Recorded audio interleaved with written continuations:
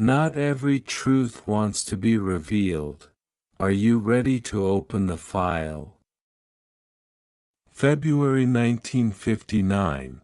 In the frozen Ural Mountains of the former Soviet Union, 9 people set out on a journey, unaware that it would be their final one.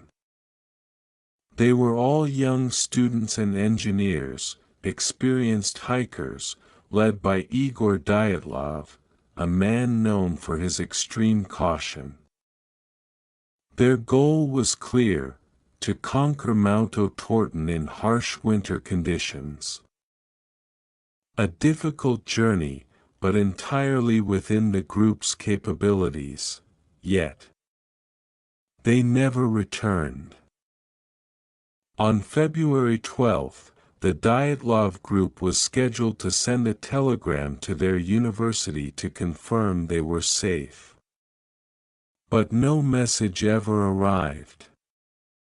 At first, people assumed they were simply delayed, then days passed in absolute silence.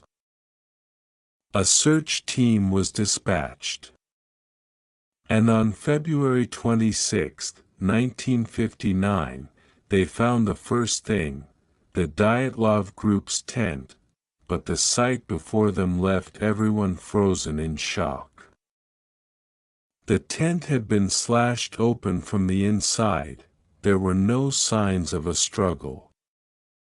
No unusual snow disturbance, yet inside, boots, heavy coats, food, and survival equipment were all left behind.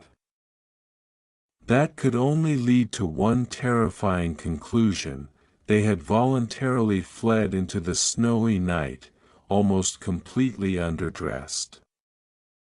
About 1.5 kilometers from the tent, near a line of trees, the search team discovered the first 2 bodies. They were wearing only underwear, barefoot, their hands frostbitten, and beside them were the remains of a small campfire that had long since gone out.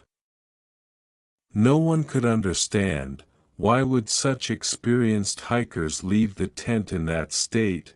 Closer by, 3 more bodies were found, scattered as if trying to return to the tent. But never made it. The initial cause of death was determined to be hypothermia, but the story didn't end there. 2 months later, when the snow melted, the remaining 4 bodies were discovered in a deep mountain ravine, and what the investigators saw turned the entire case in a different direction. One victim had a severe skull fracture, yet no external wounds. Another had multiple broken ribs, with a force comparable to a car crash. One victim was missing their tongue. Some of their clothing showed unusually high levels of radiation. There were no signs of an attack, no footprints of strangers, no evidence of wild animals. So, what could have killed them? For decades, countless theories have been proposed. Some suggested an avalanche, but the site showed no signs of a strong enough slide.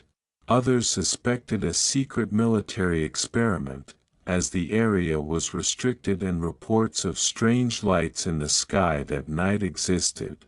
Some hypothesized infrasound, a rare natural phenomenon that can cause extreme panic, driving people to act irrationally.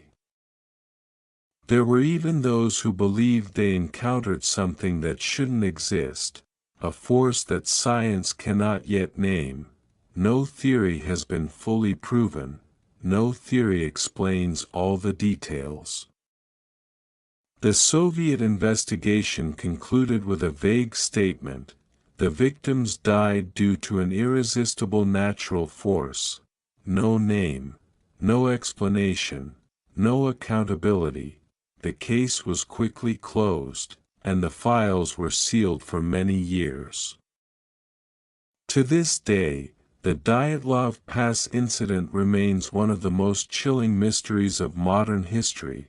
9 people, one snowy night, a decision no one can understand, and one question still hangs over the Ural Mountains: what really happened that night?